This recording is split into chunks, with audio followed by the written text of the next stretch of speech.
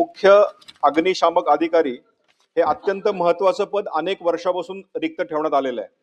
सदर पदावर नियमित नियुक्ती न करता ऋषिकांत चिपाडे सब फायर ऑफिसर यांना अतिरिक्त पदभार देण्यात आलेला आहे.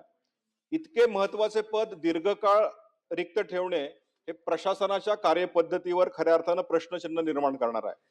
तसेच तत्कालीन सहाय्यक आयुक्त व अतिरिक्त आयुक्त यांनी नियमित भरती प्रक्रिया न राबवता अतिरिक्त पदभार देऊन कामकाज चालवणे हे संशयास्पद असून भ्रष्टाचाराला या ठिकाणी वाव मिळाल्याची शक्यता आहे.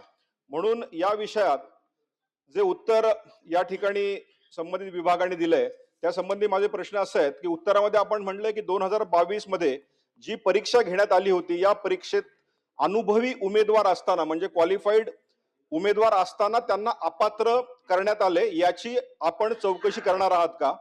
हे जाणीवपूर्वक केले गेले. सहाय्यक आयुक्त व उपायुक्त दर्जाच्या अधिकाऱ्यांकडे जाणीवपूर्वक हा पदभार ठेवण्यासाठी या लोकांना अपात्र केलंय काय? त्याचबरोबर ऋषिकांत चिपाडे यांनी दिलेल्या एनओसी व त्यांच्या काळात झालेली खरेदी यांची चौकशी संचालक महाराष्ट्र फायर सर्व्हिसेस यांच्याकडून आपण करणार आहात का? मंत्री महोदय. सभापती महोदय, सन्मान्य सदस्य अमितजींनी जो मुद्दा पिंपरी चिंचवड अग्निशामक अधिकाऱ्यांबद्दल या ठिकाणी मांडलेला आहे त्यातली वस्तुस्थिती अशी आहे की मुख्य अग्निशमन अधिकारी हे 31 ऑक्टोबर 2022 पासून हे पद रिक्त आहे आणि श्रीयुत गावडे सेवानिवृत्त झाल्यापासून पात्र अधिकारी उपलब्ध न झाल्यामुळे हे रिक्त ठेवण्यात आले आणि त्याचा चार्ज सन्मान्य सदस्यांनी ज्याचा उल्लेख केला त्या अधिकाऱ्याकडे दिलेला होता.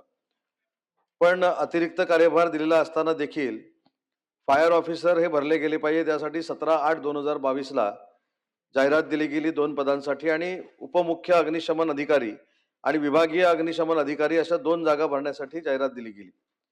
पण ही जाहिरात दिली गेल्यानंतर सन्मान्य सदस्यांनी जे सांगितले की अनुभव असताना देखील त्या ठिकाणी त्या कॅन्डिडेटना पात्र ठरवलं नाही असं सन्मान्य सदस्यांचा आक्षेप आहे.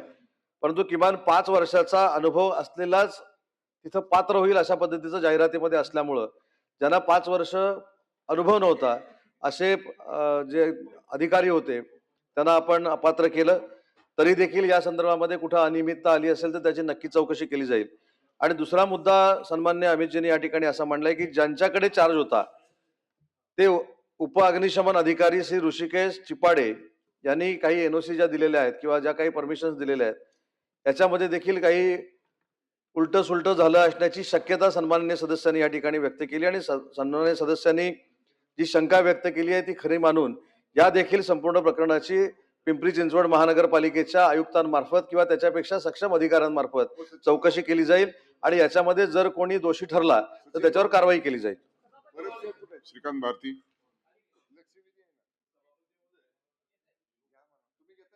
पिंपरी चिंचवडच्या या विषयाची चर्चा पिंपरी चिंचवडच्या सगळ्या सामान्य जनतेमध्ये आहे.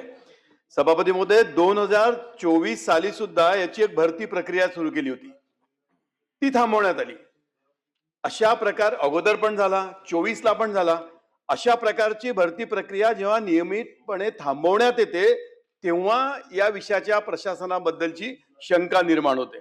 सभापती महोदय, माझा दुसरा मुद्दा असा आहे की शहरामध्ये जे ना हरकत प्रमाणपत्र दिलं गेलं ज्याचा उल्लेख केला आणि माननीय मंत्री महोदयांनी ज्याचा उल्लेख केला याची चौकशी आयुक्तांच्या मार्फत न करता वरच्या अधिकाऱ्यांच्या मार्फत करण्यात यावी आणि ती करता येईल का? आणि सगळ्यात महत्वाचं म्हणजे ज्याचा गंभीरपणे विचार केला पाहिजे, शहरात 7 सब फायर ऑफिसर आहे. 7. 90% अधिकार एकाच व्यक्तीला जेव्हा देण्यात येते तेव्हा त्याचा विचार करण्यात येतो. मला विनंती आणि प्रश्न असा मंत्री महोदयांना विचारायचा आहे की या तिन्ही विषयासंबंधातली एन्क्वायरी कमिटी बसवली पाहिजे, ती लवकरात लवकर बसवता येईल का? मान्य मंत्री महोदय. सन्मान्य सदस्यांनी जी मागणी केली की आयुक्तांपेक्षा अधिकार जास्त असलेल्या अधिकाऱ्याकडनं याची चौकशी करावी तर ती देखील चौकशी नक्की करण्यात येईल.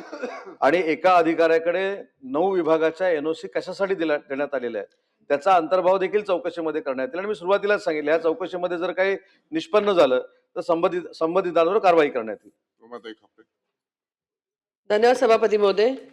सभापती महोदय, पिंपरी चिंचवडचा हा जो विषय आहे यामध्ये 2022 पासून हे रिक्त पद होतं 2024ला जाहिरात दिली. माझा स्पेसिफिकली प्रश्न आहे की ह्या संदर्भातली जी जाहिरात दिली त्याच्यानंतर का जाहिरात देण्यात आली नाही? त्यावेळेला प्रशासन होतं आणि त्या संदर्भातलं अधिकाऱ्यांचीच त्यांचीच नाही तर उच्च अधिकाऱ्यांची सुद्धा चौकशी करण्यात यावी, का देण्यात आलेलं नाही? तसंच आपण चीफ फायर ऑफिसरचं पद तात्काळ भरण्यासाठी आपण कधी जाहिरात प्रसिद्ध करणार आहात? हा दुसरा प्रश्न आहे. तिसरा प्रश्न असा आहे की ज्यांनी नागरिकांनी आणि बांधकाम व्यवसायानी जी लेखी तक्रारी दिल्यात आयुक्तांकडे त्या संदर्भात आपण चौकशी करणार का?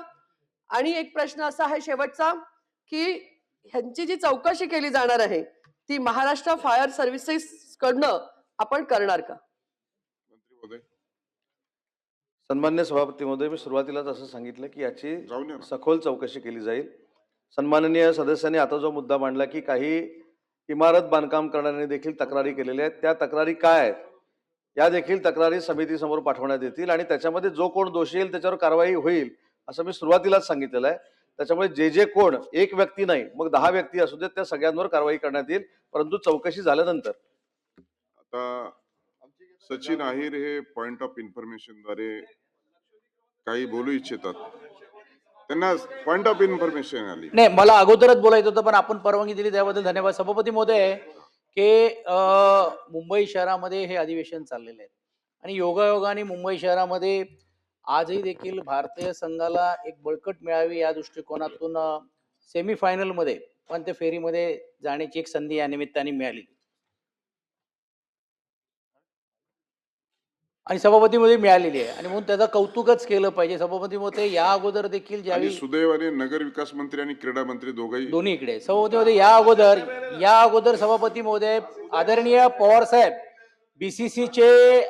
बीसीसीचे अध्यक्ष असताना सभापती महोदय मला आठवतंय मी देखील माझा देखील क्लब आहेत आपल्या सर्वांचे आहेत तिकडे आहेत आणि आपण देखील ते मेंबर त्यांना दिलं जातो. सभापती महोदय बीसीसीआयचे अध्यक्ष असताना अधिवेशनाच्या वेळी असताना सन्मान्य सदस्यांना पण देखील सभापती महोदय त्यावेळी तो सामना पाहता यावा म्हणून ते पासेस दिले गेले होते. सभापती महोदय काय होते सभापती महोदय बुक माय शो मध्ये काही लोक पास बुकिंग करून टाकतात. काही विशेष समूह आहे जे ग्रुप ऑफ कंपनीज आहे ते आपल्या स्टाफला प्रश्न सभागृहात गंभीर आहे. सगळ्यांनी ऐकून घेण्याची आवश्यकता आहे. सगळ्यांच्या सार्वभौम आणि म्हणून सभापती महोदय की ते मोठमोठे जे कंपनीज आहे कॉर्पोरेट्स आहेत त्यांना त्यांचे कर्मचारी जाऊन बसतात, काय हरकत नाही, म्हणजे पैसे दिले तर कोणालाही देता येत नाही. पण सन्मान्य सभापती महोदय सन्मान्य सदस्यांनी जर मागणी केली तर सभापती महोदय ते दिली जात नाही आणि ती शोकांतिक आहे. सभापती होते आता अधिवेशन चालू आहे, एक इकडचे सनद असलेले अधिकारी असेल सभापती होते आपण असाल किंवा अन्य असाल हा प्रोटोकॉल आहे सभापती महोदय. थोडक्यात आणि संवेदनशील म्हणून सभापती महोदय माझी विनंती आहे सभापती महोदय पोलीस अधिकारी असतील किंवा सनद अधिकारी असतील IAS असतील कलेक्टर असतील यांना यांची सोय व्यवस्थित होते पण लोकप्रतिनिधी जे होत नाही सभापती महोदय आपल्या माध्यमातून सर्व लोकप्रतिनिधींना पण हे सामना बघण्यास देखील या निमित्ताने तिकीट हे उपलब्ध व्हायला पाहिजे सभापती महोदय. नाहीतर अन्यवेळी काय होतो का एवढी मॅचेस होतात आणि आम्ही फक्त टीव्हीवर बघतोय आणि जे नाही आहे ती लोक तिकडे बॉक्स मध्ये बसलेले दिसत आहेत. आम्हाला आनंद झाला असता तुमचे आता बंधू अध्यक्षासाठी राहिले असता आम्हाला मस्का लावता आला. सभापती मध्ये योगायोगाने बीसीसीआयचे उपाध्यक्ष देखील या सभागृहामध्ये मंत्री आहेत. सभापती मध्ये उपाध्यक्ष बीसीसीआयचे उपाध्यक्ष आणि खजिनदार असताना साहेब सभापती होते आशिषजी ते मंत्री महोदय पण आहेत ते माझी आहेत. माझ्या मागे आता सेक्रेटरीज बसलेले आहेत त्यांनी 1-2 लोकांची सोय केलेली आहे पण त्यांना मस्का लावल्यानंतर सोय करावी लागते तो प्रॉब्लेम आहे मग त्यांनी ती केलेली आहे त्याच्याबद्दल कौतुक आहे. सभापती महोदय म्हणून हा अत्यंत महत्वाचा विषय हे लोकप्रतिनिधीचा काहीतरी मान राहायला पाहिजे ना. महाराष्ट्र शासनाने केलं पाहिजे ना. ज्यांना बघायला जायचं त्या सर्वांना संधी दिली पाहिजे सभापती महोदय आणि म्हणून सभापती महोदय शासनाने किमान याची दखल घ्यावी. सभापती महोदय ऐका ना, मी तुमच्या बाजूने बोलतोय साहेब, तुमच्या बाजूने बोलतोय, मी तुमच्या बाजूने बोलतोय. समाधान झालं नाही तर बोलण्याला संधी दिली जाईल. साहेब मी सचिन भाऊंच्या बाजूने बोलतोय. सन्मान्य सदस्यांनी जो मुद्दा मांडला हा अतिशय महत्वाचा आहे. आम्ही जरी मुंबई क्रिकेट असोसिएशन मध्ये नसलो तरी आम्ही महाराष्ट्र क्रिकेट असोसिएशन मध्ये आम्ही काम करतो. मुद्दा असा आहे की ज्यावेळी महाराष्ट्र क्रिकेट असोसिएशनची ज्यावेळी मॅच असते त्यावेळी आवर्जून आम्ही जे लोकप्रतिनिधी आहेत त्यांना आम्ही निमंत्रण देतो, जे प्रशासकीय अधिकारी आहेत त्यांना निमंत्रण देतो. एवढंच नाही तर क्रिकेट क्षेत्रामध्ये ज्यांनी उत्तुंग कामगिरी पूर्वी केलेली आहे पण ते रिटायर्ड झालेत, त्यांच्याकडे जे लक्ष देत नाही त्यांच्याकडे आम्ही लक्ष देतो. हीच भूमिका मुंबई क्रिकेट असोसिएशनची असली पाहिजे, ही आमची भूमिका आहे. परंतु काय होतं की आमचा क्लब नसल्यामुळे आम्हाला तिथे इंटरफेअर करता येत नाही. ऐका ना, माझ्याबद्दल बोलतो हो.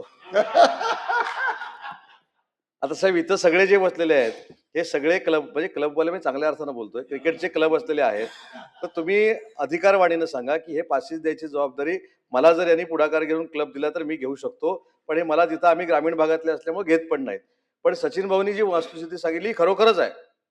आज वानखेडेवर मॅच होते, विधिमंडळाचं अधिवेशन सुरू आहे. अनेक ठिकाणी आम्ही देखील ज्यावेळी महाराष्ट्र क्रिकेट असोसिएशनची मॅच घेतो त्यावेळी अशा पद्धतीनं ताणाताणी करत नाही. माझं म्हणणं आहे की सगळ्यांनी पुढाकार घेऊन लोकप्रतिनिधींना देखील प्राधान्य दिलं पाहिजे. क्लब असणं नसणं हा भाऊ नंतरचा प्रश्न आहे, परंतु अधिवेशन चालू आहे. बरं, तुम्हाला पास देता येत नसेल, कोण पास पण मागत नाहीत, माझ्या माहितीप्रमाणे पास देखील मागत नाहीत. तुम्ही असा एक कोटा जनरेट केला पाहिजे की ज्यावेळी अधिवेशन चालू असेल त्यावेळी सभागृहाचं कामकाज जर संपलेलं असेल तर तिकीट सुद्धा तुम्ही देऊ शकता. बरोबर आहे की नाही? मला अशा पद्धतीची काहीतरी भूमिका ही आपण घेतली पाहिजे. मला असं वाटतं की सचिन अहिर यांनी जो काही प्रश्न म्हणण्यापेक्षा व्यथा मांडली आणि आपण महाराष्ट्र सरकार म्हणून उत्तर दिलेलं आहे. अतिशय किविलवाणी भावना त्यांनी मांडलेल्या आहे आणि आपण अतिशय असं म्हणजे मनात असून देखील, करण्याची इच्छा असून देखील जे काही हात झटकण्याचे प्रकार सुरू आहेत, तर त्यासाठी एकूणच दोन्ही सदनाचं अधिवेशन चालू असताना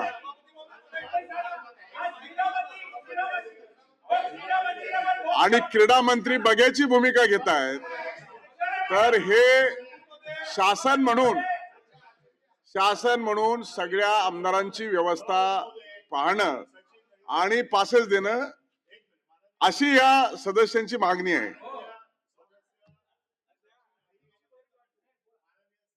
आम्ही खेळलो. अनिल परब साहेब बोलतील.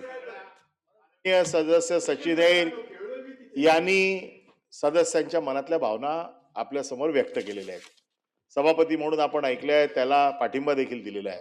माननीय मंत्री उदय सामंत यांनी देखील त्यांची भावना व्यक्त केली की दिला पाहिजे.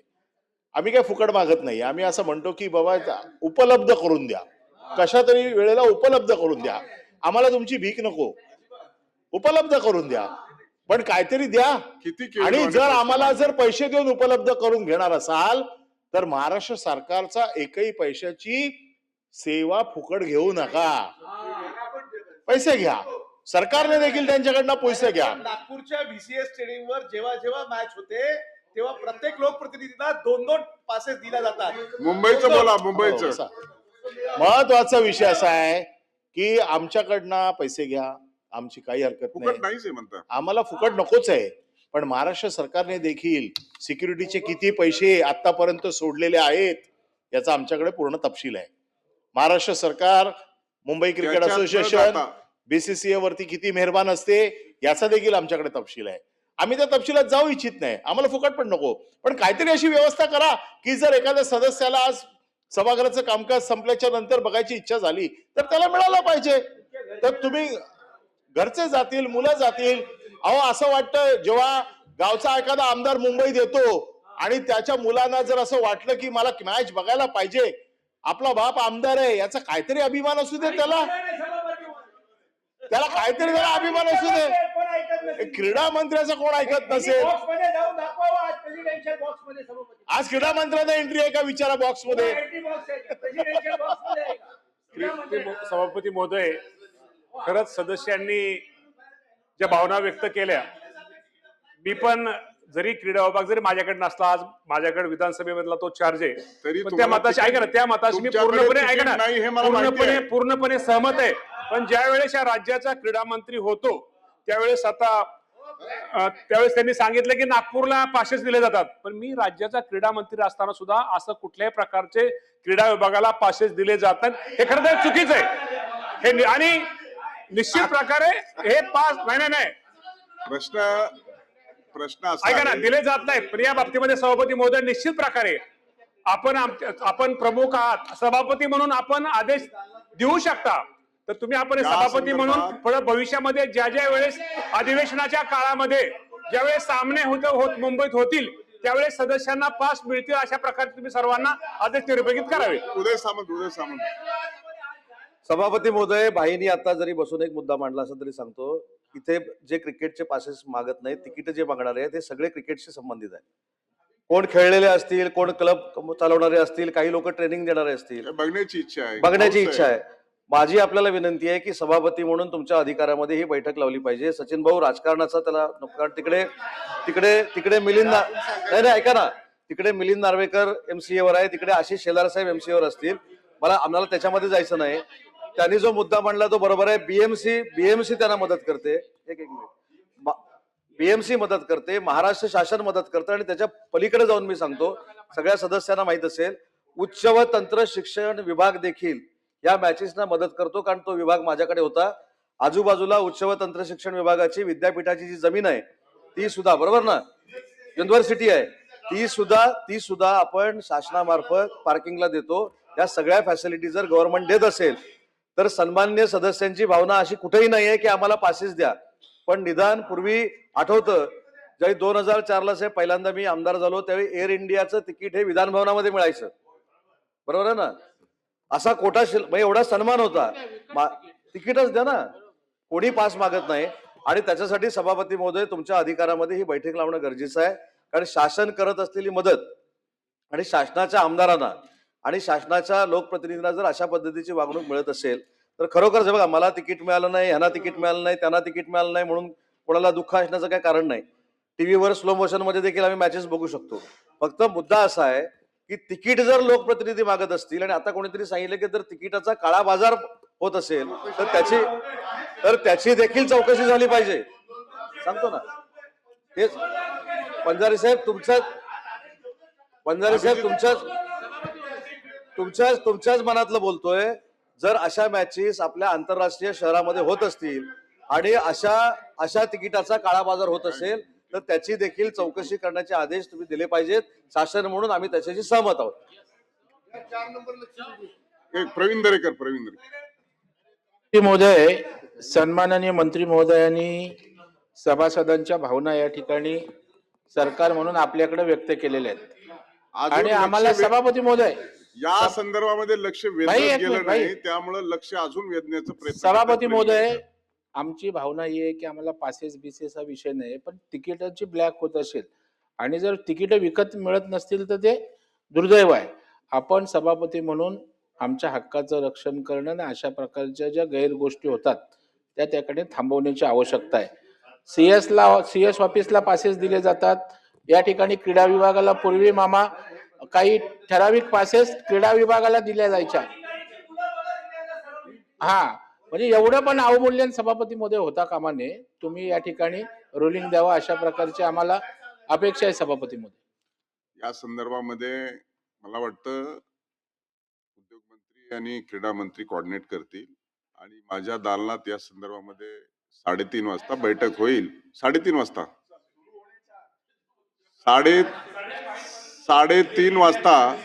3:30 वाजता संबंधित अधिकारी आणि कोण जे असतील ते आपण कोऑर्डिनेट करा. माझ्या दालनामध्ये 3:30 वाजता बैठक करूया. तुम्ही हे करा ना. नाही, सन्मान्य सभापती महोदय, आम्ही सांगूच, पण आपल्या कार्यालयामधनं जर निरोप जर गेला तर तो एक महत्वाचा विषय त्याच्यामध्ये राहील. कोऑर्डिनेट करा ना, माझ्या सचिव आणि याच्याशी कोऑर्डिनेट करून आपले दोघं मिळून कोऑर्डिनेट करा. 3:30 वाजता बैठक होईल. चीफ सेक्रेटरी लक्षवेधी क्रमांक 4. धन्यवाद.